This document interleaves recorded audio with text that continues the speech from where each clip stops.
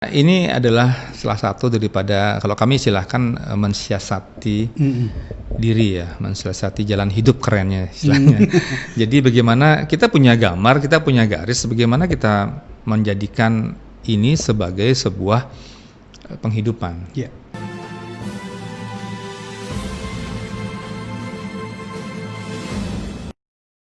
Oke, Tribuners semuanya, masih dalam bincang Tribun Bali dengan topik kritik sosial dan kartun di Bali di masa pandemi. Nah, tadi sempat disinggung soal perkembangan kartun deh. Jadi kalau di Bali sendiri khususnya untuk dunia kartun lah bisa dibilang seperti itu, seperti apa? Ya, perkembangannya ya kalau bisa perkembangan bisa sampai besok sebetulnya. Iya. Secara garis besar. Garis besarnya adalah kalau secara teknis ya, perkembangannya cukup mengikuti teknis yang ada ya. Kalau saya memang orang dari dulu cinta dengan handmade. Karena dengan apa namanya? Dengan manual saya merasa lebih nyaman. Sekalipun mungkin manual saya kadang-kadang untuk mempercepat kerja, kadang-kadang saya ajak teman-teman untuk tolong diwarnai dengan komputer misalnya lebih cepat seperti itu ya. Tapi hitam putihnya kita kerjakan. Dan anak-anak sekarang sudah bermain kalau secara teknis ya, udah pakai Wacom dan sebagainya dan seterusnya. Tapi ada beberapa hal yang perlu digarisbawahi saat sekarang ini. Sejak munculnya medsos sekarang tuh kadang-kadang teman-teman di Bali kan sering ada lomba-lomba dan sebagainya, itu sering susah dia bedakan, entah dia nggak ngerti entah apa, saya nggak tahu mana poster, mana kartun, mana komik, sehingga yang artinya arahnya nggak jelas. Makanya setiap ada lomba-lomba karikatur dan sebagainya, saya hanya berusaha untuk melihat saja bahwa benar nggak ininya, account-nya mereka udah benar nggak bahwa kartun itu di wilayahnya ini dan sebagainya. Jangan-jangan poster menang dan sebagainya gitu harus dibedakan benar. Karena kartun yang baik itu adalah kartun yang sangat minimalis dengan kata-kata seperti itu. Memang sih ada kartun strip dan sebagainya ya, cuman wilayahnya itu beda lagi. Memang lomba kartun strip itu memang harus ada kata-kata kan gitu ya. Tapi kadang-kadang kartun strip itu tanpa kata juga keren kalau dia bisa laksanakan dengan itu. Artinya sebenarnya gambar itu sudah mewakili semuanya, itulah kartun begitu ya. Jadi secara teknis sekarang ini teman-teman sudah sangat luar biasa karena mengkombinasikan juga antara teknis ini. Cuman dari segi konten, anak-anak muda sekarang itu masih terpengaruh dengan kartun-kartun yang bersifat dari luar, dari Jepang, dari Amerika dan sebagainya. Tapi bagi saya tuh sah-sah aja. Nanti akhir kalau dia teknis sudah kuat, muaranya pasti mungkin ke cerita rakyat, ke kedaerahan. Karena saya katakan kalau kamu mengikuti gaya-gaya Captain America atau semacam Shinchan sebagainya itu, kamu jadi followers. Kamu nggak akan jadi diri sendiri. Tapi dalam proses belajar ya silahkan aja mengalir seperti itu. Artinya dalam apa namanya kayak semacam mencari identitas diri ya, jati diri, betul. Nah, kemudian pasti kan kalau kita sudah terjun masuk ke dalam itu kan pasti ada yang dicari gitu. Nah, dalam dicari ini kan dalam kehidupan pasti kan juga tidak terlepas dari ekonomi juga gitu. Seberapa jauh apa ya bisa dibilang ternyata kartunis itu juga profesi yang kemudian bisa dipakai untuk mencukupi kesejahteraan begitu. Apakah seperti itu juga gitu? Ya, sebetulnya ini adalah salah satu daripada kalau kami istilahkan mensiasati diri ya, mensiasati jalan hidup kerennya istilahnya. Jadi bagaimana kita punya gambar, kita punya garis, bagaimana kita menjadikan ini sebagai sebuah penghidupan. Nah, ada emang beberapa teman kartunis yang hidupnya dari misalnya dia band musik atau penulis dan sebagainya, dikombinasikan seperti itu. Kalau saya kebetulan juga total di karya kartun. Artinya begini, kalau saya rasakan kita lihat dulu bahwa kartun tuh apa aja bisa diolah di kartun tersebut. Oke, kartun political kartun, saya bisa jalankan itu. Gig humor, nah ini yang tiga nih kan, gig humor, bisa. Gig humor saya buat majalah Bok-Bok kemarin itu. Saya buat buku tentang Denpasarnya gig humor di sini. Dan ini bisa dijualkan juga kan seperti itu. Kemudian karikatur wajah itu apalagi sekarang mau pilkada dan sebagainya, kita gambarkan mereka itu semacam istilahnya passive income kami.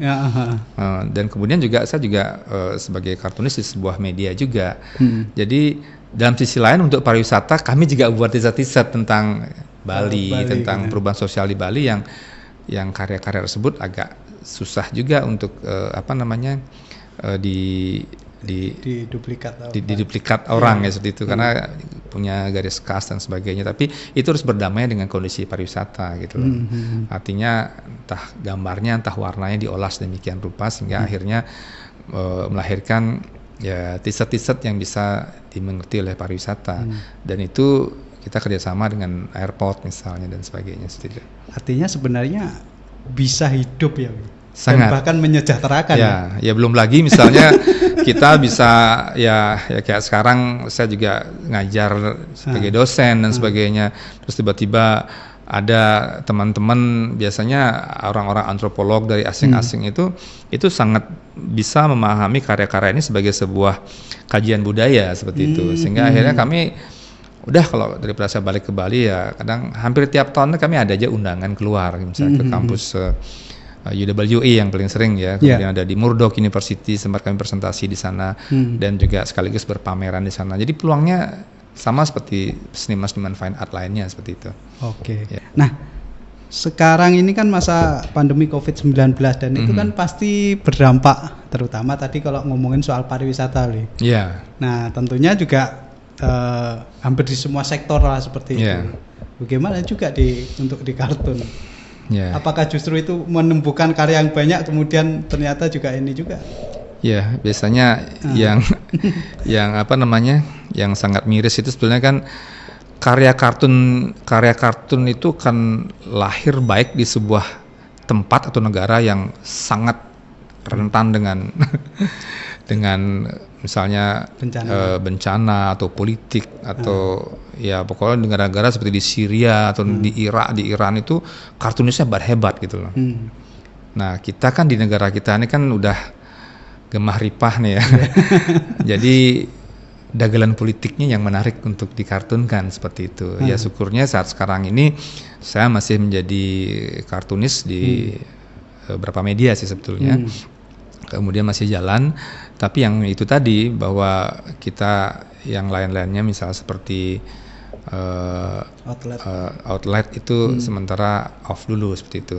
Tapi kami siasati dengan cara kita kumpulkan beberapa karya-karya ya. Jadi selama pandemi itu kita kumpulkan beberapa karya-karya yang terkait dengan Denpasar, misalnya kami buat buku tentang Denpasar dalam kartun bersama teman-teman.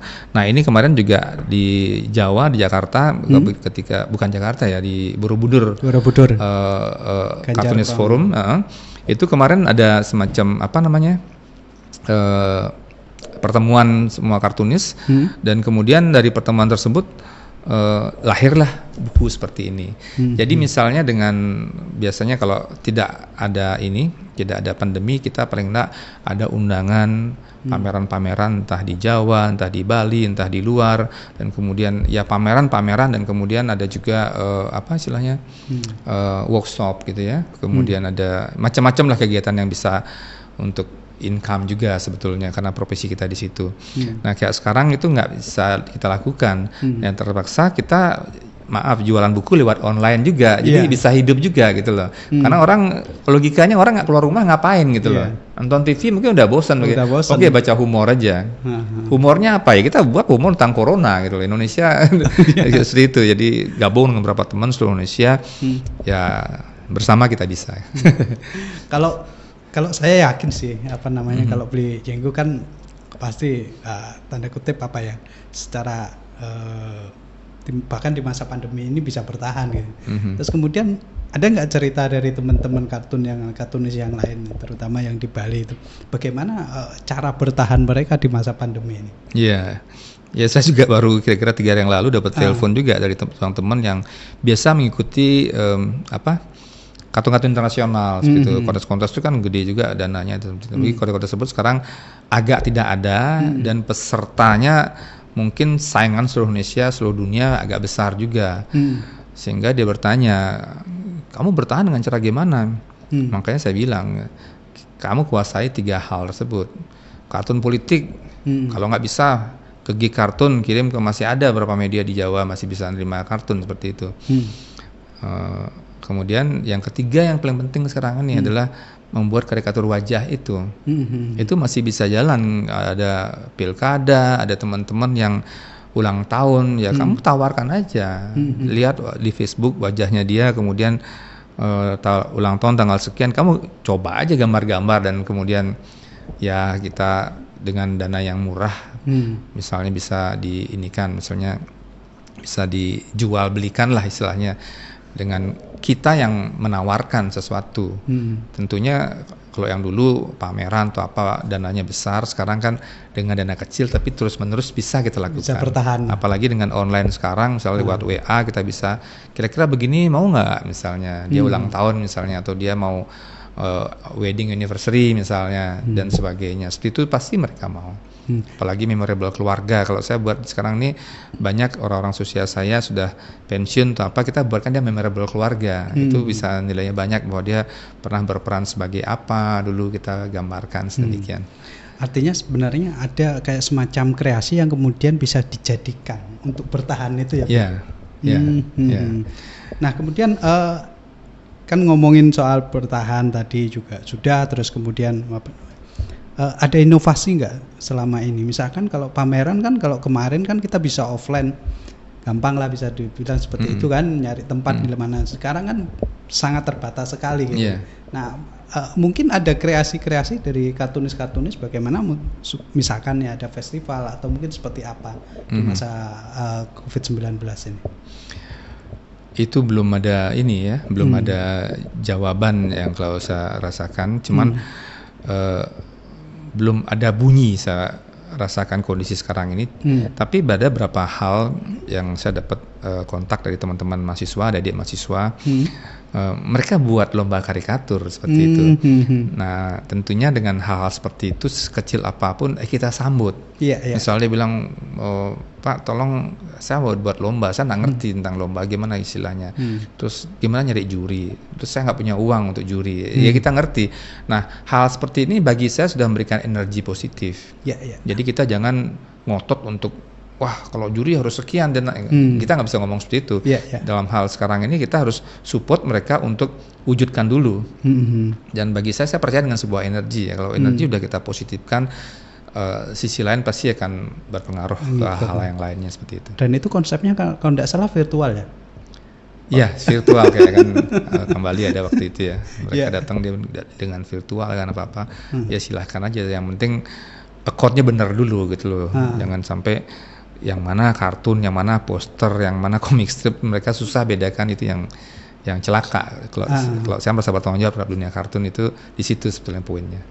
Sebenarnya sudah ada ya konsep-konsep virtual itu, bahkan di festival-festival atau pameran-pameran seperti seni rupa, terus kemudian dengan kartun ada secara virtual gitu, ada ya sekarang ini, atau mungkin ada kayak semacam event yang kemudian mau divirtualkan? Mungkin belum ya. Artinya ya virtual itu sebetulnya dalam keadaan terpaksa sekali sebetulnya, nggak ada pilihan lagi, sehingga orang juga butuh informasi dengan cara virtual yang sangat tepat sekali kalau saya pikir. Yang penting sampai setiap yang kita lakukan sekarang ini kan, yang penting hal-hal yang positif terhadap profesi yang kita tekun itu sampai dulu. Seperti itu, jangan sampai teman-teman lain merasa kendor istilahnya gitu. Iya. Artinya sebenarnya banyak inovasi untuk bertahan ini ya. Iya. Betul. Oke. Tribunal semuanya, tanpa terasa ternyata kita sudah 30 menit di sini, tapi karena waktunya sangat terbatas sekali, bincang Tribun Bali kali ini akan kita tutup. Tapi sebelum kita tutup, ada closing statement dari Bli Janggu. Silakan. Saya sederhana aja, kalau kita berkarya, apapun kondisinya, entah pandemi, entah resesi dan sebagainya, ya tetap semangat, tetap berkarya. Suatu saat nanti Anda akan menemukan garis-garis yang Anda ingin capai seperti itu. Oke. Terima kasih Bli Jenggu dan Tribunal semuanya. Bincang Tribun Bali kali ini akan kita tutup, tapi sebelum kita tutup, pesan saya yang tiada henti, pakai masker dan jaga jarak dan tetap di rumah kalau tidak ada ketentuan, dan ikuti berita-berita yang ada di tribunbali.com dan baca konten-konten yang seru lainnya di tribunbali.com, dan ikuti like dan share YouTube dan Facebook Instagram Tribun Bali. Saya kembali mewakili kerabat kerja Tribun Bali mengucapkan terima kasih dan mohon maaf jika ada kata yang kurang berkenan di hati Tribuner semuanya. Kami tutup bincang Tribun Bali kali ini. Om Santi Santi Santi Om. Assalamualaikum warahmatullahi wabarakatuh dan sampai jumpa. Baca berita selengkapnya di www.tribunbali.com.